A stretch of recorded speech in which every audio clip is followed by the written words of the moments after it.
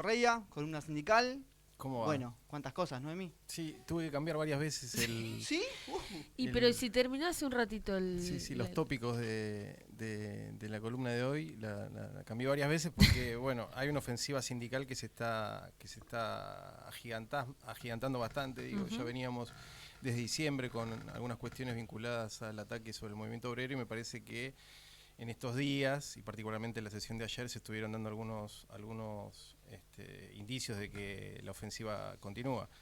En este sentido, bueno, hay varios tópicos que traía para hoy para conversar, charlar y poner en común. En principio hay un trabajo en la Comisión Legislativa justamente laboral, encabezada por el diputado Tetaz, Martín Tetaz, exactamente, del bloque de la UCR, que con el pretexto de hacer un planteo acerca del fenómeno de la democratización sindical, que él llama democratización sindical y que nosotros entendemos que es claramente un recorte, una limitación a los derechos gremiales y particularmente a los derechos de organización y de protesta, está planteando una modificación de dos leyes, particularmente la 23.551, que es la ley de asociaciones sindicales, y la ley 23.660 y 661, que es la de las obras sociales. Si bien el proyecto tiene una carilla y media y toca varios aspectos de esta temática, hay tres cuestiones más, me parece a mí, centrales. Una que tiene que ver con modificaciones que, si uno las plantea en términos abstractos, pareciera que son benevolentes, pero cuando uno las analiza en detalle se da cuenta que efectivamente vienen a limitar el derecho a la protesta y a condicionar la capacidad organizativa de las organizaciones sindicales. Respecto concretamente a las obras sociales, la ley actual plantea la posibilidad de cambio de obra social de la rama o la actividad a la que se encuentra afiliado un trabajador a partir del año. El proyecto lo que plantea es una desregulación que implica un cambio o una modificación a partir de los 3 meses, ¿no? ¿Qué significaría esto, Emi? Eso significa que aquel trabajador que ingresa a su actividad, en vez de tener que permanecer durante un año afiliado a la obra social sindical, que es la que tiene por defecto, va a poder cambiarse de obra social al tercer mes. ¿Esto qué implica? Implica básicamente un nivel de recorte en las obras sociales, que tienen además, por el sistema de salud en la Argentina, que tiene 3 elementos: efectores públicos, que son los hospitales y demás, el sector privado, prepagas y demás, y además todo lo que es la cuestión de, digamos, social, que tiene que ver con cómo está conformado el sistema sanitario de la Argentina. Estas son las obras sociales sindicales, que no tienen límite a la hora de cubrir el grupo familiar, digamos, que tienen una serie de ventajas, digamos, para los trabajadores. Esas son las ventajas, pero también hay muchas desventajas, ¿no? Porque a veces el servicio no es bien cumplimentado. Y discúlpenme que lo diga acá, no estoy siendo antisindical ni nada, pero la realidad nos lleva a decir esto, ¿no? Que realmente hay un... No diré desmanejo, pero sí hay cosas que no nos quedan claras de por qué salir a defender las obras sociales de los sindicatos. Pero bueno, es quizás una cuestión ahí muy hay personal. un tema de que como el sistema de salud está colapsado y habría que ir a un sistema unificado de salud, hay una discusión, no es un tema que yo maneje concretamente, pero digo, para aportar a la idea, hay una discusión ahí que tiene que ver con cómo se unifica el sistema de salud y cómo se estructura, y no de la manera que está planteado, porque hoy hay una deuda de las obras sociales sindicales, muchas veces bien administradas, muchas veces mal administradas, donde el Estado debería jugar un papel y el Estado no está jugando ese papel. Por eso siempre es una discusión el tema de las erogaciones del Estado a las obras sociales sindicales. Sí. Pero concretamente en este caso implicaría una suerte de financiamiento si esta opción se logra aprobar. Hoy está en la Comisión de Legislación del Trabajo, en la Cámara de Diputados. Y por otro lado, el otro aspecto que intentan modificar son dos cuestiones. Una, la limitación a 4 años de los mandatos de los cargos selectivos en los sindicatos, con una sola reelección, y además con posibilidad de no después volver a ocupar, después del cargo, de la reelección, digamos, no volver a ocupar cargos selectivos, esperando un mandato de gracia. Bien. Esto que parece benevolente, ¿no? Pues plantea la alternancia, plantea la idea de que la tarea sindical no tiene que estar centralizada en una o un dirigente en particular. Tiene un gran problema, que un dirigente sindical, que para ponerlo en términos prácticos, que se pelea con su patronal, si no puede reelegir en ningún cargo electivo, implica que debería volver a su lugar de trabajo, y eso es un despido casi asegurado. Entonces, por eso hay una tutela sindical posterior al año, luego de finalizar el mandato, y por eso esta medida, que parece ser democrática, lo que hace es poner en riesgo no solo el liderazgo de dirigentes sindicales, sino la fuente misma de trabajo. Digo, es contra natura en este sentido que un delegado que discute con las patronales de igual a igual termine rápidamente volviendo a su puesto de volviendo a su puesto de trabajo con este riesgo que decimos, ¿no? Condicionando el accionar del sindicato. Exactamente, porque el objetivo es condicionar, como digo, no es democratizar, sino condicionar la acción sindical. Y por otro lado, después la representación de minorías, que plantea ahí la posibilidad de que si hay un 25%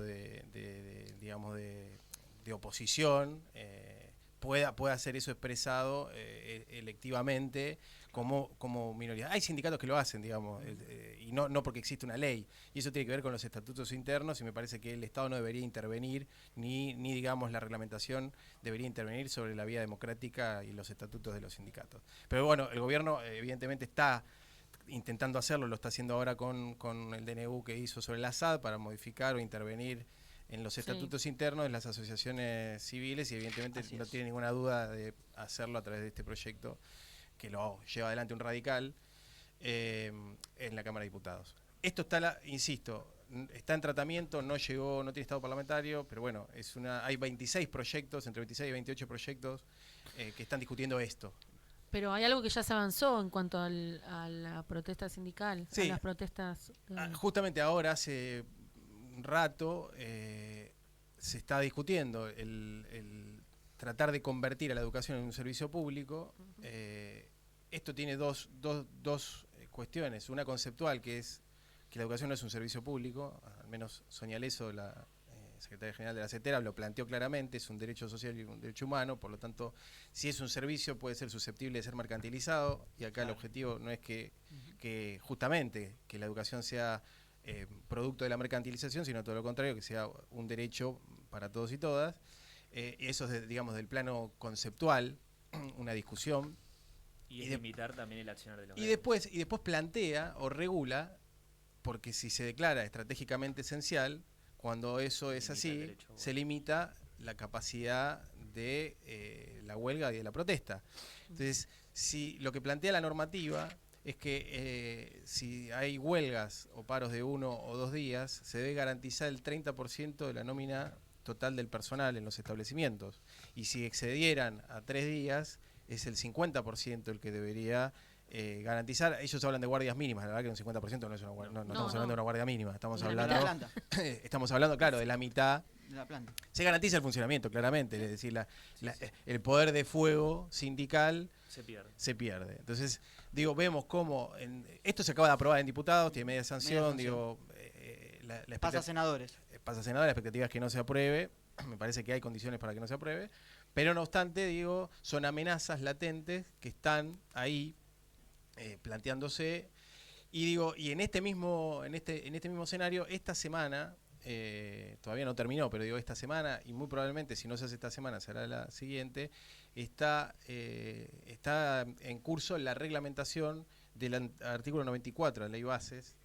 ¿Qué es eso, Emi? Que es la famosa norma antibloqueos, ¿no? Que volvemos esto de antibloqueos, antiprotesta, diría yo. Hay que ver cuál es la letra chica de la reglamentación. Hoy la que sustituye al artículo 242 de la Ley de Control de Trabajo, que plantea la posibilidad de despedir con justa causa. Leo la norma rápido porque me parece que es interesante. Dice: configura como grave injuria laboral y como objetiva causal de extinción del contrato de trabajo la participación activa en bloqueos o tomas de establecimiento. Se presume que existe una injuria grave cuando durante una medida de acción directa se afecta la libertad de trabajo de quienes no adhieran a la medida de fuerza mediante actos, hechos, intimidaciones o amenazas, se impide u obstruye total o parcialmente el ingreso o egreso de personas y o cosas al establecimiento, o se ocasionan daños en personas o cosas de propiedad de la empresa o de terceros situadas en el establecimiento indebidamente. Como vemos, el nivel de vaguedad normativa es altísimo, Entonces, yo imagino una medida de fuerza donde haya un grupo de compañeros protestando en la puerta del despacho de un funcionario, Sí. y que eso puede, con el texto que tenemos acá, puede ser interpretado como bloqueo, de la salida de este funcionario y del establecimiento, por lo tanto. Entonces, como no está establecido la reglamentación, yo creo que la reglamentación va a ser restrictiva, porque estamos viendo esto que estamos planteando, ¿no? Cómo el avance y la ofensiva antisindical se está expresando. Creo que va a ser restrictiva, pero ya lo que tenemos hoy acá da la clara sensación de que estamos frente a un escenario donde principalmente no va a afectar, en mi opinión, directamente a los delegados y delegadas, sino que lo que va a afectar es al activismo, porque, digamos, a los delegados, para poder despedirlos o cesantearlos o exonerarlos eventualmente, hay que desaforarlos. Pero lo que hace esto es retroceder la capacidad organizativa del activismo, Claro. que se suma a las medidas de fuerza y pueden ser despedidos por justa causa, digamos. Esto me parece que es grave. Es re grave, es recontra grave. Habría que ir a Qatar a ver cómo se labura ahí, que murió tanta gente. No, lo digo porque me recuerdo cuando Macri ahí declaró que lindo un mundo sin sindicatos. Claro, esta es la política de Cuando fue el Mundial. Cuando fue el Mundial, sí. Lo decíamos el jueves pasado. Este gobierno no es el de Macri ni el de Menem. No hay puentes hasta ahora de negociación, aunque hay un sector que intenta hacerlo, sino más bien hay un intento denodado de limitar la capacidad de protesta y liquidar, si es posible, la capacidad organizativa. Sí, va a ser muy difícil porque es muy fuerte culturalmente, pero la batalla cultural ya arrancó hace rato y ahora está siendo cada vez más vista y puesta a la luz. ¿Se me acabó el tiempo o tengo un minuto más? Estamos complicadísimos, ya Listo, llegó ya está. nuestra Un poquito ahí, próxima no. cronista, pero siempre nos queda mucho más. Decinos el titular, que es lo que querías hablar. Para la No, semana no, viene. que hay una a favor. Ah, bueno, Bien, pará. hay tiempo. Frenemos todo, Hay una tiempo. a favor. Si hay una a favor. Hay una a favor. Cedo minutos de mi columna. La Cámara Nacional del Trabajo, digamos, Fuero Sí. Laboral, Ujú. Sí. limitó la aplicación de la ley bases ante un caso de aplicación retroactiva. ¿Esto qué significa? Hay un principio general que es la irretroactividad de la norma. Sí, Entonces, claro. vos no podés, ¿no? Sí, sí, Bueno, pero hubo casos, en particular un peón rural que había trabajado 5 años y no había sido registrado con las viejas normas, el artículo 80 de la Ley contra el Trabajo. Esas se deben pagar multas en un juicio, en este caso que fue en el año 2016. Sí. Sin embargo, cuando llega a primera instancia y tiene que resolver el pago de indemnización y multas, no se aplican esas multas por la nueva ley bases. Sin embargo, la Cámara, interpretando la situación en otro caso de igual característica, este fue el más paradigmático lo que cuento, pero en otro caso lo que plantea es que la ley que se va a aplicar es la del momento en que se inicia la demanda judicial, no la que está vigente ahora. Bien, Con lo la cual anterior. es una a favor, porque si no, los jueces iban a empezar a aplicar Está de bueno manera porque retroactiva la marca norma. un precedente. Hay que ver si esto se apela y qué dirá la Corte, pero en principio esta es una a favor. Bien. Bueno, gracias, Una Emi, primera. por Gracias, traernos Emi. algo a favor. Bueno, Una gracias a ustedes. noticia. Muchas gracias. Gracias, nos vemos la semana que viene. Dale. Esto fue la columna sindical de Emiliano Correa. Yo soy Gilda.